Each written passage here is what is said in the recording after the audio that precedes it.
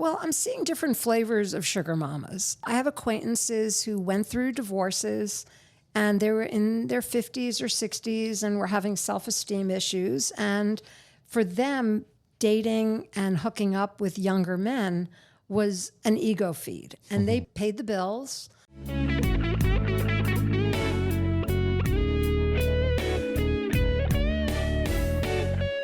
Welcome to Secrets of a Sugar Daddy. Here's your host, Marcus. Welcome to another episode of Secrets of a Sugar Daddy and Sugar Momma, the #1 sugar dating podcast in Ireland and the rest of the world, where we pull back the curtains on the good and the bad, and Lilly, the oh so shocking stories. Let's hear your best Irish accent. I think mine was British. You know, last time I tried an accent, you roasted me pretty good. Well, it was awful, but that's why, for entertainment value, let's hear you do the intro with your best Irish accent. Well, I don't think I can do that, mate. No, no. That was partly Mexican and Australian. And maybe a little like Indian. Yeah, I don't know. Sound like you work in a convenience store. It was terrible. I don't do accents well. I got to practice them. I'm not like a comedian that can get up there and just. Have you seen Peters? What's his name? Oh, he's an Indian guy. He does comedian. You sent me a reel or a TikTok of him, and he was hilarious. Oh, he does all these accents. I love it. Peters. Anyway, getting old sucks. Yeah. It's in my brain. I just can't pull it out. Well, we have someone here to help us with that today. Yeah, we'll get to that in a minute. First of all, let's thank Pod Populi. This is a great studio, isn't it? It's wonderful. Thank you, Pod Populi. They had the 3-year anniversary party of the Scottsdale location yesterday, and that was a lot of fun. I had family in town, and I couldn't make it. How was it? It was good. How was it turn out? It was good. Yeah. What would you say the attendance numbers look like? Well, I mean, here's the problem. They have parties every week here, so that's true. It's not like as big a deal as it is if you have a party once a year. So, but there was a good attendance. They had a special. They had $1,000 off an annual membership. Wow. Didn't they have live music? I wasn't here for that, but Yael, who used to work with them and has a podcast of her own, she's a great singer. She was on our show. Oh. And she broke into song, and it was amazing. But I wasn't here for that. She was supposed to do some kind of a happy anniversary in a Marilyn Monroe manner. Cute. Yeah. So she had been practicing that. But Alejandra and I were getting hungry, so we left and went and ate at Olive and Ivy. It was really good. I love that place. Yeah. So if you're looking to start a podcast and you want to find a great place to record, go to podpopuli.com and see if they have a location near you. And if they don't, go ahead and contact them and tell them that you want one so they'll know what the interest is in your city. Second, we want to encourage you to go to our website, fill out the quick survey. It takes a couple minutes. Our good friend Maria Scaptura, PhD student at University of Arkansas, is doing a sanctioned survey on sugar dating. She sure is. It's a fun topic, and we need stats. So if you will go through that survey with her and then sign up for a phone call, it's easy, it's painless, it's unrecorded, it's anonymous. You don't even have to give your name. Just answer a few questions about your experiences in the bowl, in the sugar bowl. I think that's it. I believe the deadline is passed for our party, but we will be having more parties. So check the website. You will see links to come party with us to find out what the next one is. If the entry form is still up, go ahead and fill it out. We will save that, and you will automatically be entered into our next party. You excited for that, Lilly? It's just a few weeks away. It's getting so close. I know. And it's going to be so fun. We've got the party bus set up with the stripper pole. Now, no shenanigans are going to take place, I'm sure. Of course not. But we are having the pre-party at my house, and that will be a ton of fun. Mm-hmm. Then the bus will pick us up, take us to the party, take us to the concert, private suite, all you can eat, all you can drink. And it's going to be a lively, lively concert. You and I just went to a really fun concert, didn't we? We sure did. We went and saw Pink. Yes. Oh, my gosh. She's quite the performer. I wasn't that excited to go to the concert, but Alejandra was like, oh, my God, I love all her music. So we started listening to it. I'm like, how many bangers does she have? It's like Dozens. I couldn't believe how many great hits that she has. And her show was very high energy, and she flew around the stadium. Okay, first of all, That was really cool. she runs like the length of a football field from side to side Yeah. and then out to the audience. Yeah. She just runs the whole time. Yeah. And then she gets up on a flying trapeze thing and does flips and spins and twirls and pirouettes whilst singing. Yeah. It was a great concert. I was amazed. She was just wonderful. Yeah. And her opening band, not Belinda Carlisle, but Brandy I Carlisle. was so confused. I thought I was going to see Belinda Carlisle. Open up. But I had never heard of Brandy Carlisle, Oh, but she was she so is good. quite the vocalist. You know, she's been touring for a while. She's starting to make some traction, but yeah, her vocals were just. And the great thing is sometimes they get up there and it's so distorted with all the band and just being so loud. But her vocals were amazing, and you could hear them very clearly. Yeah. So it was fun. It was a great concert. Yep, we did a little double date with your My boyfriend. your sugar daddy / boyfriend. He's my boyfriend. He's your boyfriend now. My trucker boyfriend. Yeah. Well, speaking of Pod Populi, as we talked about earlier, they record a lot of great podcasts in here. And we've got a lady who contacted us. She just started her own podcast, and she wants to kind of touch on the subject of sugar mamas. I would love to have a sugar mama. How about you think there's very many sugar mamas out there? I think there are more than we're aware of. I think so, and I think we're going to get into that here in a second. But I just wanted to introduce what her podcast is about. It's called The Geezer Proofer, and her name is Nancy Shenker, and I believe she's from the East Coast. She'll tell us all about that, and she just launched, and it's a hoot. Well, you know what? I'm just going to let her tell her about herself. I don't need to get into all the specifics. Yeah, let's give her some airtime. All right, welcome, Nancy. Thank you. Thank you for having me as a guest. Yeah, it's our pleasure. You teased me with a fun subject, but first of all, I want to hear about your podcast.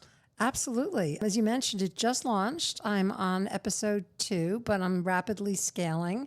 And it's called The Geezer Proofer, How to Be a Badass After 50. I am going to be 68 years old in February. Hard to believe. But How did that happen? I don't know. I don't know. And listeners, let me just tell you, when she told me her age, I did a double take. She does not look her age. So it's got to be something about her health care routine and her attitude. We'll let her tell us, but I want to look this good when I'm 68. Thank you. Thank you. And I think what we need to do, and it was part of the reason for my launching the podcast, is we need to redefine aging. I think I do look like the new 68. And we have this preconception of what older women look like, how older women should dress, what older women should do. And I have never, ever followed any rule for anything. As I've aged, I've become even more of a rule breaker because I give fewer shits about what people think of me. Isn't that a nice thing to just encompass? Like, I don't give a fuck. I'm Yeah. going to live my life like I want to live it. I don't care what you think.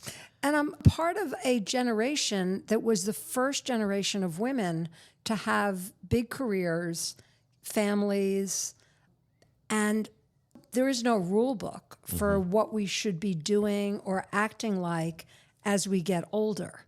You know, the 68 of today is radically, radically different from my grandmother's 68 or even my mother's 68.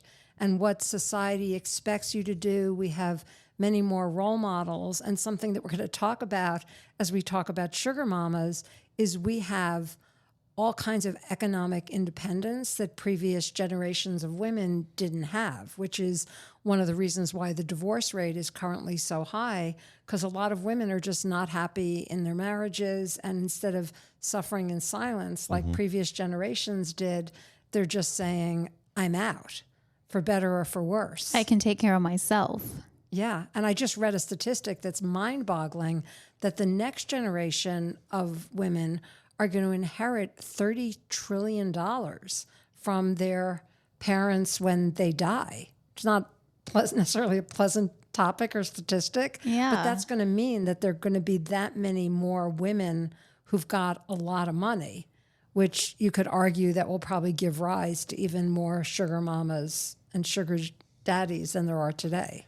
Well, we have yet to interview anybody in that category considered a sugar mama. They are out there. We know of some that are in the spotlight, celebrities, but there's not enough that we know about that is talked about much. And I think that's because there is and I'm not a sugar mama, but I know many of them and have been approached by many young men to be their sugar mama. So I am probably as much of an expert in the category as any. But when we think about sugar mamas, I always think of that old movie, Sunset Boulevard, where the sugar mama was kind of old and pathetic, and the young guy who was living with her was being held captive, and then it ended badly for everybody. I have not seen this. Definitely a must-watch, Sunset Boulevard, which is sort of the antithesis of what a healthy sugar mama relationship could look like. And I'm not a sugar mama because I don't approve of the lifestyle. You know, I'm very accepting. As you said, I'm from New York, so anything goes in my head and in my life. And I have acquaintances who've kind of lived that lifestyle. So I do understand it.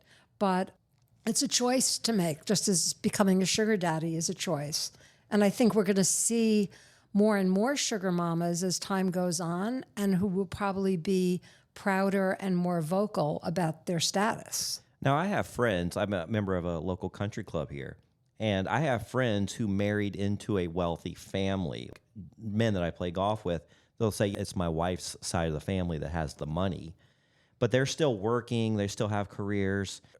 They're not just living the life of luxury and letting the woman work or the woman provide. What's the vision of a sugar mama, or what are you seeing out there? Well, I'm seeing different flavors of sugar mamas. I have acquaintances who went through divorces, and they were in their 50s or 60s and were having self-esteem issues. And for them, dating and hooking up with younger men was an ego feed. And they paid the bills. I know one woman who was with a guy for several years, and he traveled with her from one bougie area of the country to another. And he was charming. He was great arm candy.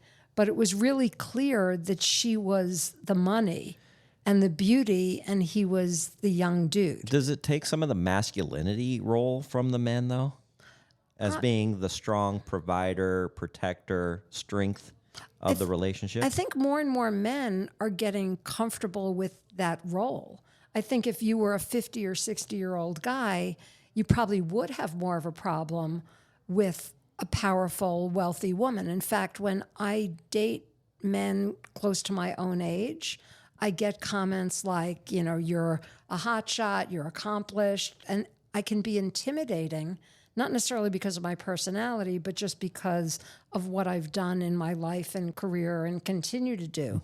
And a lot of men my age are retired, and I'm still working, and I've got my podcast, and I've got a couple websites, and I used to work in corporate. So I think men of my generation are more easily intimidated by women like me, which is why many of them do tend to date younger women.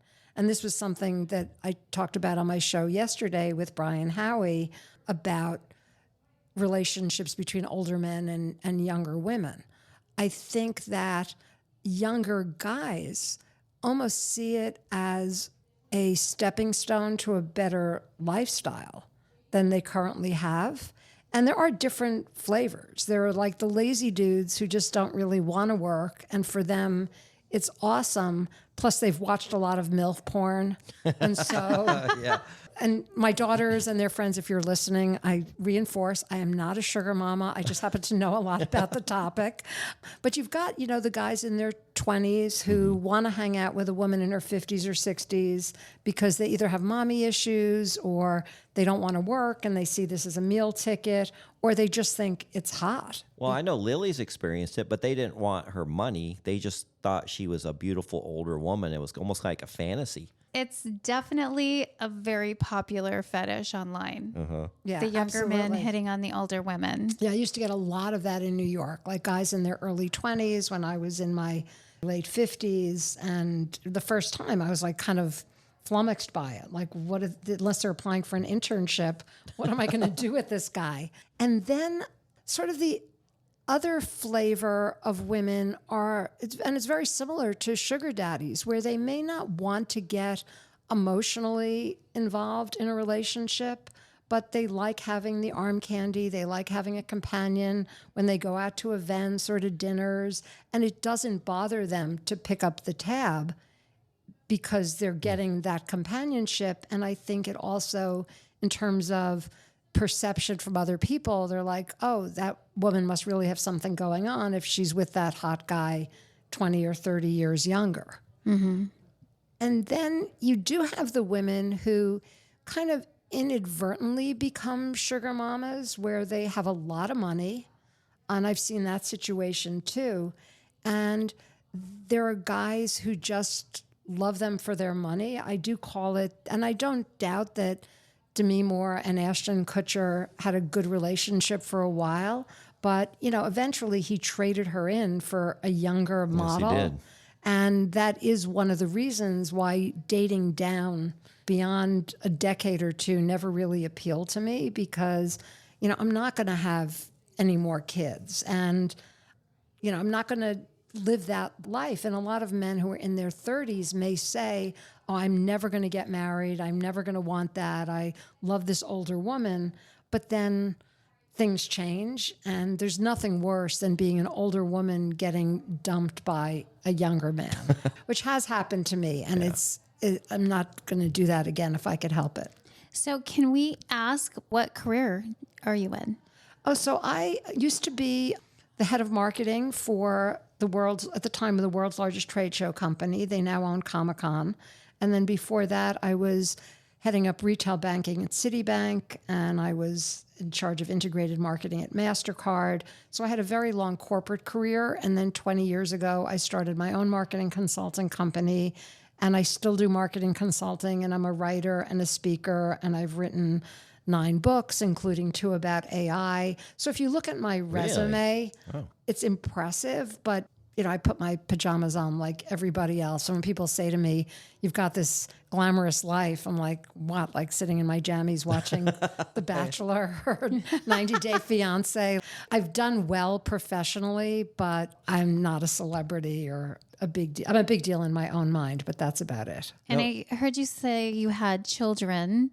Was that hard, juggling a career and children? Oh, it was ridiculous. I mean, whoever came up with that idea that women could do it all in the 80s was fucking lying. Like, it's at any one time I was either a bad mother or I was a terrible leader, and I had a 3-hour-a-day commute, and there was no technology. So when you left the office, you left the office. And I do think women today have a whole different lifestyle than we did back in the 80s. But the good news is we laid the groundwork for women today to feel like they've got more choices. So I assume you were married at I was one married point. 27 years. 27 years. I've been single about 10. Okay. And I was in a relationship for about 4 years along the way, and I've been single again for about 3. Okay. And how is the dating pool? It is... Oh, as she's fluttering her eyes, you should see this. It is very shallow and very dank. My feeling about the dating pool, once you get over, it's even different over 60 than it was when I was in my 50s, because they make you lead with your age. Mm-hmm. And so people will set an age range, and I'm out of their range. Mm-hmm. Whereas if I were out to dinner or out at a bar or out at an event, I'm much more likely to meet somebody because they're not going to lead with, you're almost 70 years old. For some reason, that freaks people out. Mm-hmm. Whereas I do much better in person than I do on the apps. Yeah. I get that. I hear a lot of people say that too. Yeah, and I'm not willing to invest a lot of money in work and lips and lashes and all of that stuff. Yeah, I'm at just this point, yeah, I mean, Lily, do you think it's worth it at that age, or just, this is me, love me for who I am? I'm that girl who will not go gently into that good night. I'm fighting the aging process for all it's worth. Yeah. And I'm completely open to having work done as long as it's safe and I know I'm going to get a good result. Yeah.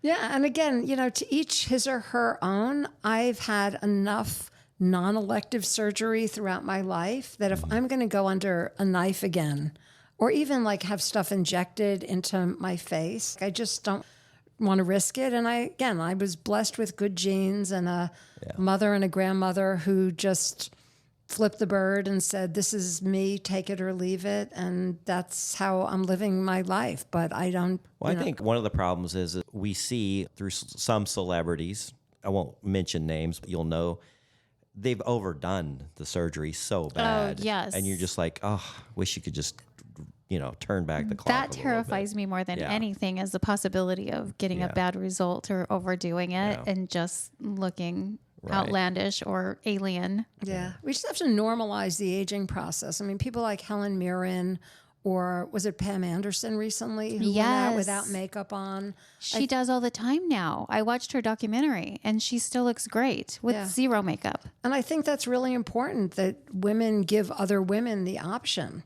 It was kind of jarring when I moved from New York to Scottsdale, because in New York, most people just age gracefully. It's just a different physical aesthetic. Whereas here, it's much more like Orange County. I mean, let's just be real. Well, I think they said per capita, Scottsdale has the most plastic surgeons in the country per capita. Yeah. So. And peer pressure takes hold. Your girlfriends will go, oh, I just found this great doctor. And they're just like, all right, is something wrong with me that I haven't done this stuff? Mm-hmm. So where are you looking then? What pool are you fishing out of? You say you've been on some apps? On and off the apps. I have a list of non-negotiables, which I don't think are particularly stringent. Just things that I'm looking for in my next partner. I love to travel. I want to meet somebody who's got the desire and the means to be able to just pick up and go away somewhere for a weekend. What I think has happened is a lot of the women around my age are very, very active. We are socially active. We travel. Single women are buying houses on their own at a really, really fast rate. We have disposable income, and we are looking for people to do things with. I have a pretty good core group of girlfriends around the country, but I would love, it sounds very ancient, but I would love to have a gentleman companion with benefits that I could travel and explore with, and preferably a monogamous relationship, because I've been through that as well. There are a lot of men who've been in long-term relationships. They just want to sample every dish on the buffet table. They're not necessarily honest about it. And especially at this age, to catch an STD at the age of 68 or 69 or 70, just not something that I'm interested in. You know that age range is the highest risk because they just don't give a fuck at that point. Well, actually, the highest range is, I think it was 16 to 24, 25. The next category that has the most STDs is your older generation, because they're just Well, I don't really think it's care. that they don't care about the disease. I think it's all right, well, I'm not going to get pregnant, so I don't really need any protection. And what they don't realize is that the person they slept with may have slept with 10 other people, and all it takes is one of them to have creepy crawlies. Well, and then you're... and at the older generation, I mean, you've been around a while. So you've had time to have sexual relations with many, many people throughout your 20s, your 30s, your 40s, assuming that you haven't been married and monogamous the whole time. And not to sound like school marm or Dr. Nancy, but I do think everybody should get tested. Oh, yeah, we talk about that all the time in the sugar dating world. Well, in any dating situation, it's highly recommended. So what you described of what you're kind of looking for sounds very similar to what we talk about every week, and that's a sugar dating relationship. Because, we do focus more on the men, and we'd love to have the women involved who are financially supporting a mate, because we want to hear from them. But for the most part, the traditional role is the men need, and not so much something serious, but they just enjoy the company, they enjoy traveling, they enjoy going out and doing things, and like somebody to accompany them. and they're willing to pay them to do it.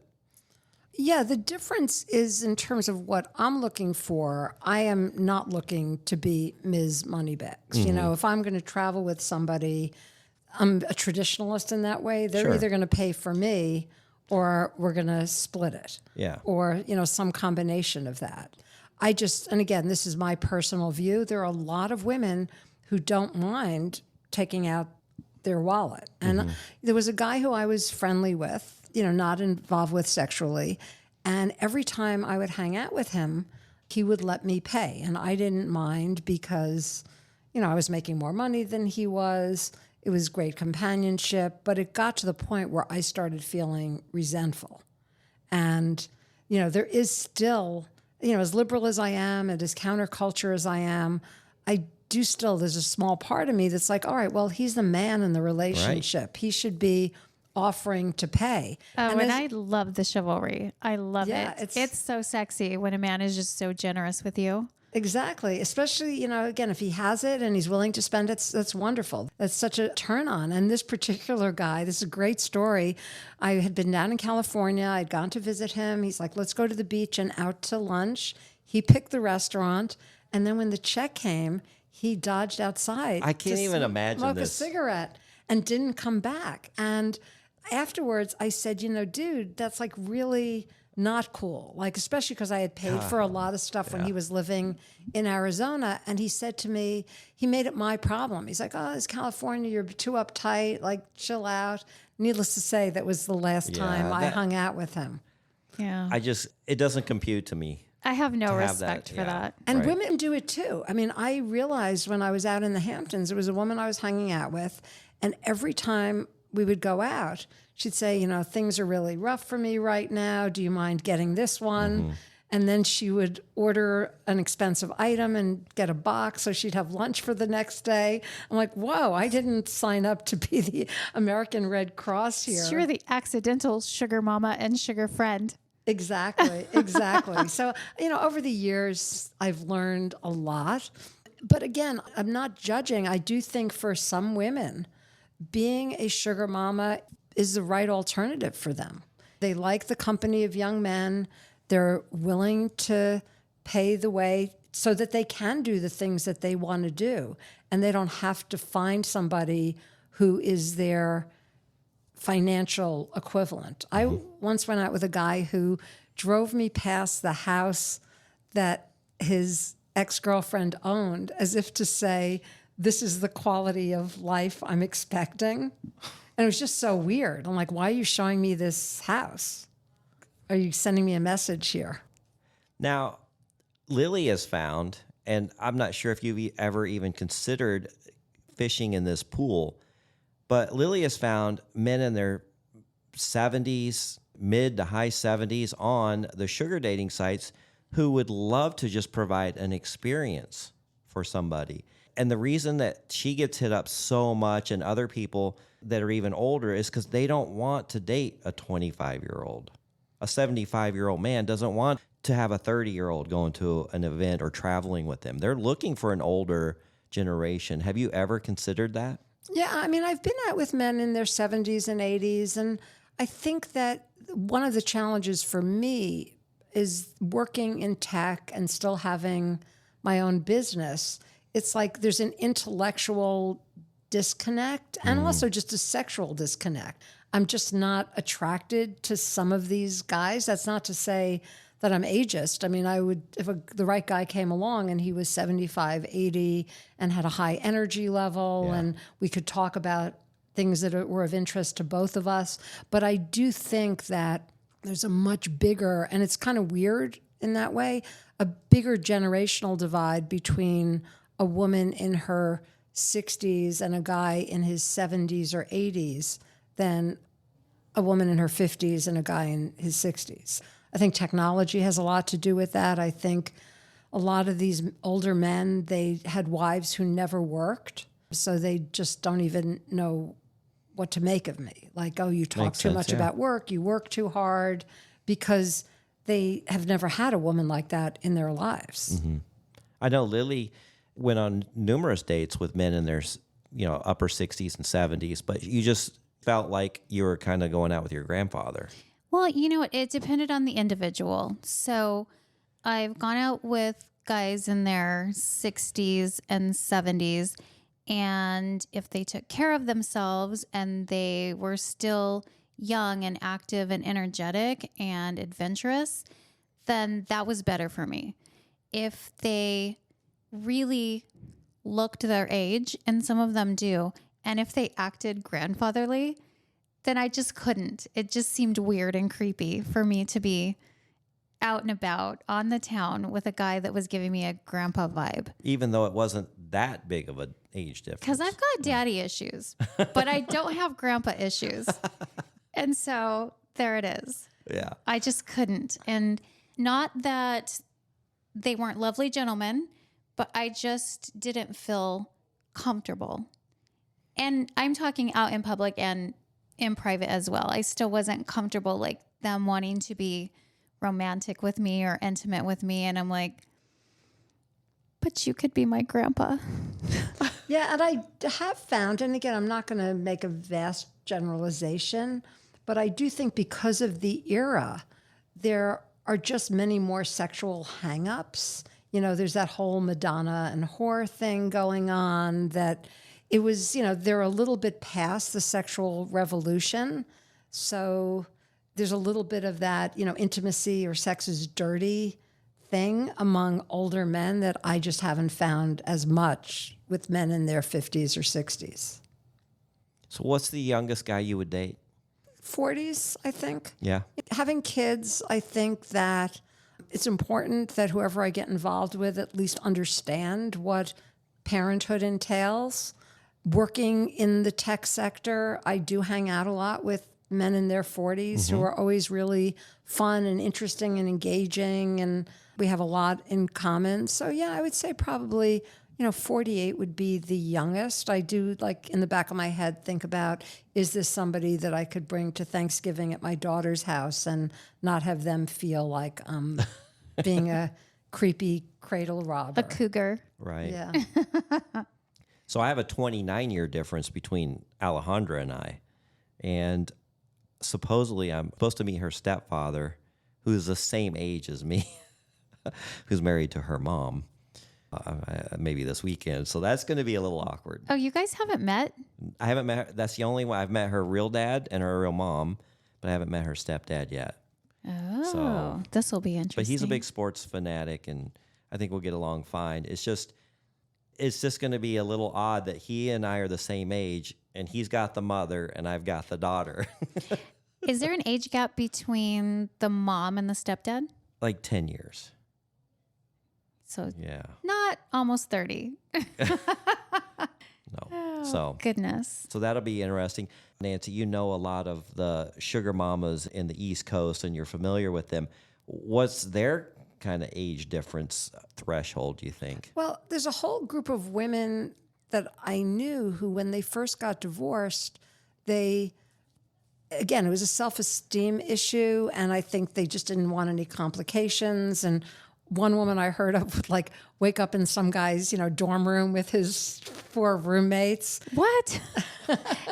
And how old was she? 50s. There you go. Yeah, I think it's really just more sort of like the thrill, the ego feed, the feeling young again, okay, my husband and I didn't work out, so now I'm going to just go wild. And that's very parallel to us older men with these younger girls. It kind of brings out our youth, and we start feeling young again. Our minds just kind of go back to, when we were in college and then just starting out. And I think it's probably natural on both sides to want to feel that. yeah, and everybody just has to figure out if it works for them. I mean, I was out once with a guy who was in his 30s, and the server came over and said, does your son want blah, blah, blah. That doesn't feel good, And I think it's less likely to happen with older men and younger women. Yeah. Because the sugar mama thing hasn't really been normalized. And when you said, cougar, I look at it as a disparaging word that Yeah. you're like out on the hunt. Whereas, That's true. There's no real equivalent for guys. It's like, just an older guy with a younger, hot woman. but they don't say, oh, the guy is, some kind of a beast. So I think we need to, Beauty and the Beast. yeah, we need to normalize that for both genders, to say some people are attracted to younger people, some people are attracted to older people. We don't judge. And the money thing is really just a matter of personal preference. I'm just notoriously thrifty, and I don't want to bankroll anybody's life, no matter how old they are. If I have extra money, it's going to go to my kids, or I'm going to treat a friend for a night out. But it doesn't feed my soul to be paying for somebody else's life. And I think, to your point, Lily, in some ways that is like a traditional thing that's been programmed into my head, that even though I've made my own money, I still do like it when a guy picks up the tab or opens the door or pulls out a chair. I'm the same way. If you're raised that way and your parents tell you that a gentleman's going to open the door for you and a gentleman's going to pull out your chair for you and a gentleman's going to pay for dinner when you go on a date, and you just get to where you expect that and you like that. She said she didn't want to bankroll, and I was sitting there thinking, well, I'll tell you what, dating's about to bankrupt me. So basically, Alejandra and I decided to become exclusive. And you know what she did? Oh, no. She's like, hey, I know you've been seeing other girls, and I know you help them out too. So now that you don't have to do that, you can just go ahead and funnel that money to me. So she wants a raise. Oh, goodness. Of course she does. And I'm like, that no. little minx. Yeah. So anyway, She's funny. We're negotiating that right now. This ring that you have, the kind of turquoise one, is that a pear ring? It is a pear ring. Oh, we had our girl, guest, Elena. I wanted from to say Chicago. her real name right now. I know, I did too. From Chicago, she had one also, and she says she's only found one other person with the pear ring on. Yeah, they haven't caught on yet in the U.S. I did go to a pear meetup last Saturday night, and it was pretty well attended. There were about 60 or 70 people. How'd you find out about it? On Meetup. Oh, okay, so, cool. You order your rings. It's $25. They send you 3 different sizes. So you can wear them on different fingers or gain weight or lose weight. I'm not sure what and it's probably from their standpoint, it's probably, most cost effective to just send everybody 3 rather than do ring sizing. And they're having their first ever ski trip. And I was all excited about it until I found out that it's in France, because right now, it's much more of a European thing than it is a U.S. thing, but I do think it'll catch on in the U.S. And basically, it's a rubber ring that you wear out that says, I'm single and I'm open to talking to random single strangers. Well, you're only the second person that we've met that has one, but the girl that we talked to before said she had run into a bartender had one, a female bartender, and she'd had one, and she was kind of saying the same thing. She hadn't had a lot of success with people here in the States kind of realizing even what it was. Well, that's why I think they're doing the meetups now, which is a great way of finding like-minded people. Yeah, I mean, everything has to have a start. So Yeah. I'm not sure how long ago they started that, but it's a good idea. I mean, that's why I like online dating, is because we talk about going to a bar to meet people or going to a function to meet. I don't know anybody's status. They could be married, just out with their friends, right? The nice thing about online dating is here's the ones who are online, ready, willing, and available, and Well, you yes and sort no. them by color of hair and all this stuff, right? There are a fair number of people online who, as you peel the onion, you discover they're still living with... Of course, yeah, there's some deception there, but they may be deceiving somebody, at least they're telling you, I'm looking to date. Marcus is never going to approach anybody out in the wild. He just doesn't have that kind of personality. Yeah, I'm the guy that goes to a party and I sit in the corner and just watch people. And I've He's always never been that way. aggressive. No, it's because I've had a couple bad experiences. I think I'm scarred for life. Well, it was interesting. The first pair event I went to, it was down in, I believe, Chandler, and it was very, very heavily slanted toward men in the tech industry, and they were largely introverted. So they had their rings on, but they were sitting there waiting for the women to approach them, which we did, because most of the women were pretty outgoing and social. Yeah. The second one I went to was much more balanced, where it was in a different part of Arizona, and people were less fearful about going up to each other and approaching each other.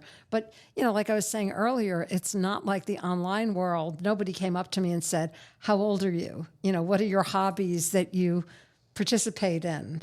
How long were you married? It kind of evolves organically, which is a big advantage of meeting in the real world as opposed to I could see that. meeting I could see online. where that would work better Kind of like in your situation. Yeah. speed dating, but slowed way down. Have you ever done a speed dating That's what I was event? gonna ask.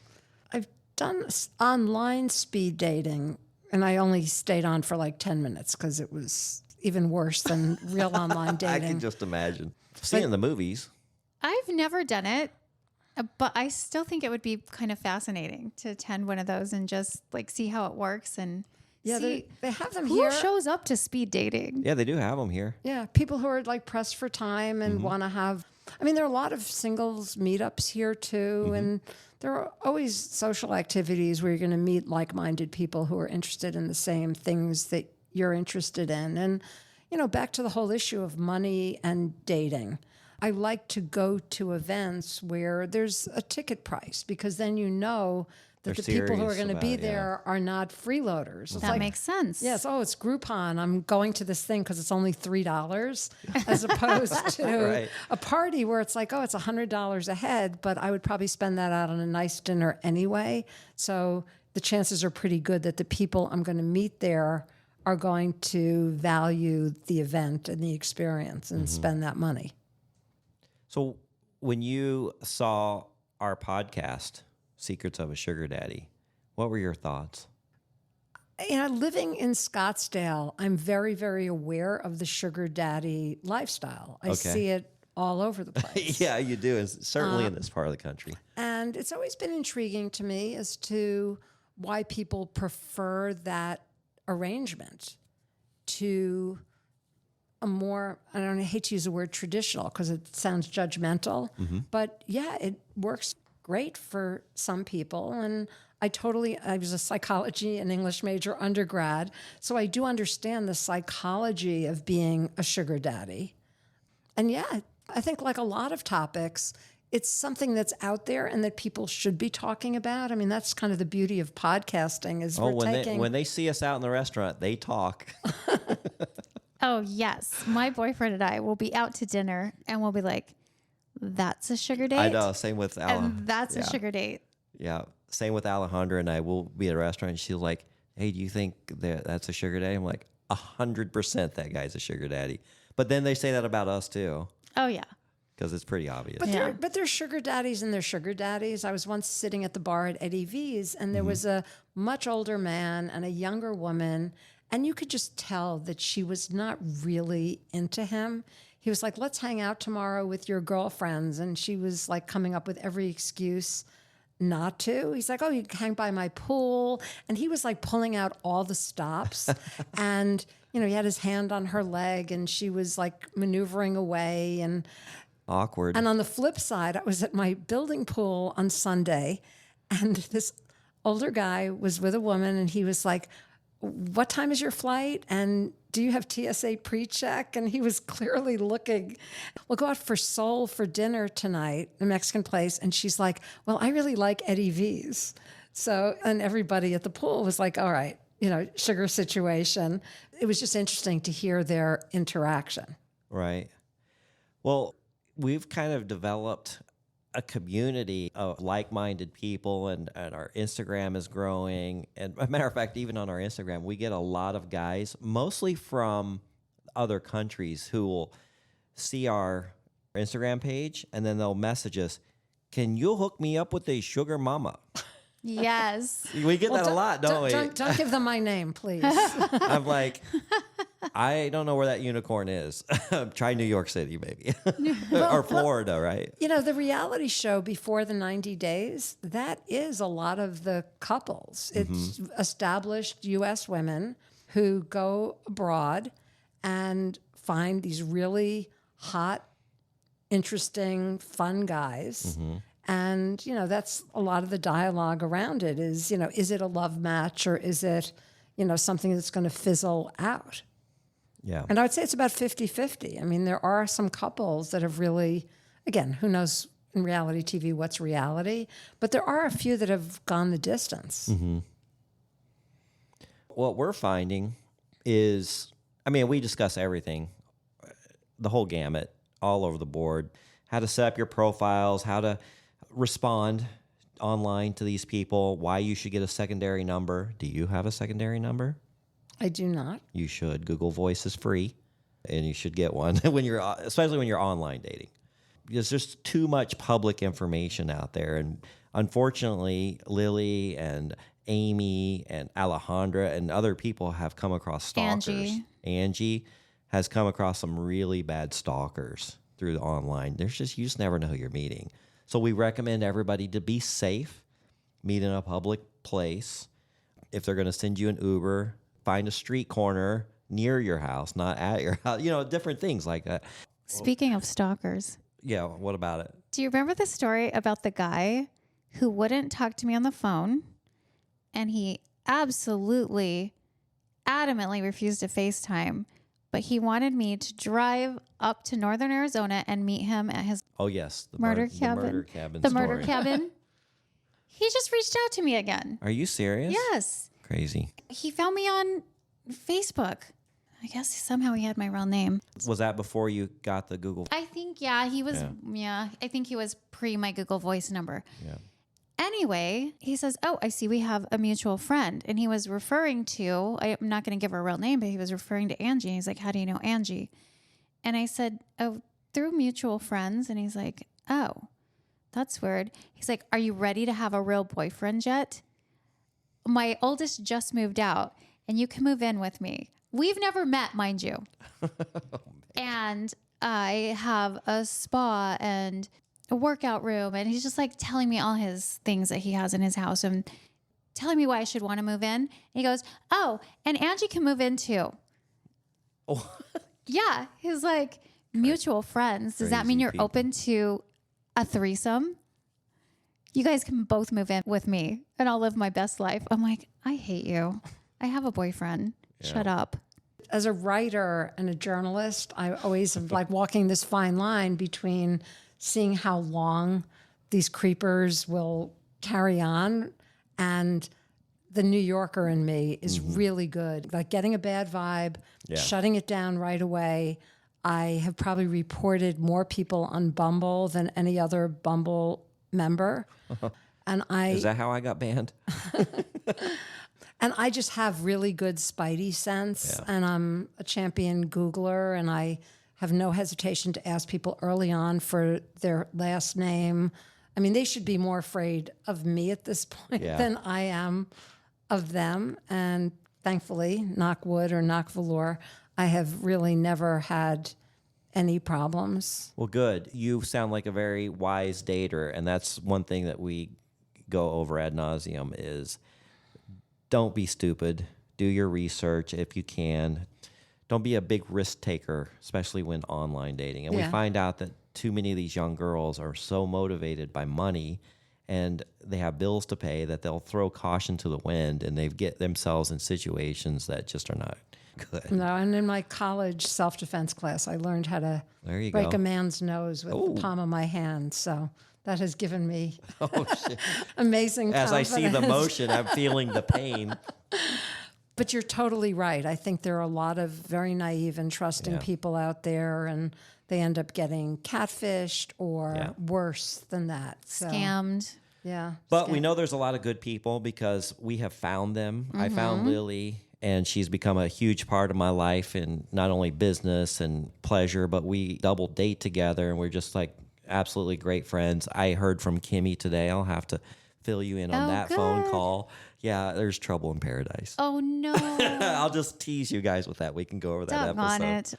it. There's just a lot of great people out there dating, but you got to go through a lot of bullshit to get to those people. Absolutely. As we talk about that so much and like how to dig through and to find the really, really great companions. Yeah, which also, talking about the whole sugar mama thing and women who have money, there are always the red flags or the pink flags there when you know if somebody is taking advantage of your generosity. And it's not just true in dating, it's true with friends too. True. Where you always have that one person who is sucking you dry, either financially or psychologically. And then at some point you go, wait a second, this is not the deal.